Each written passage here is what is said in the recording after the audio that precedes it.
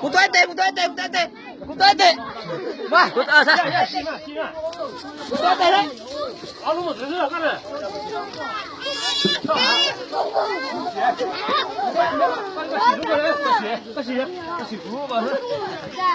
Phía đây. Đây à?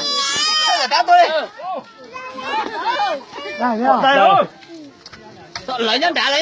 Một tay đồ luôn. Ô, một tay đồ ra đi. Đi, mình cả một ra đó nè cô. Đá đi nhiều dấu kia. Ô, chỉ lấy một tay rồi nhá nè. Đó. Ôi, lấy chó em hỏi.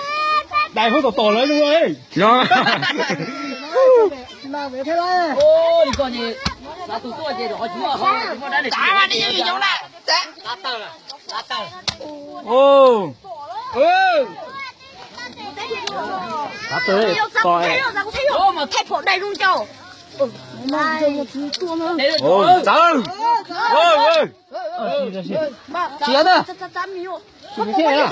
Chị về đây đi.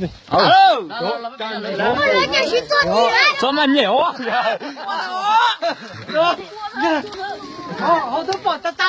Ô, tôi phải nó tuôn đây ơi. Tạm quá tuôn. Để phía lên đâm này bên nào.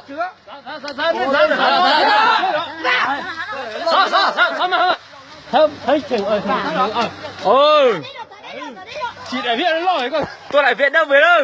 Nhớ chứ sư bây giờ khó. Ôi.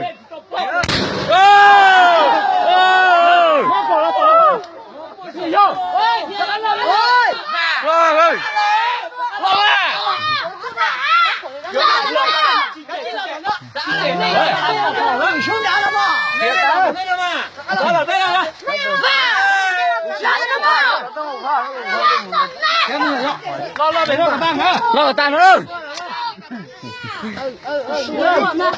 Lo nữa đó.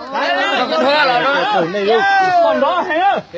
Còn đó. Mình hết rồi con ạ. Chúng nó hẳn nào.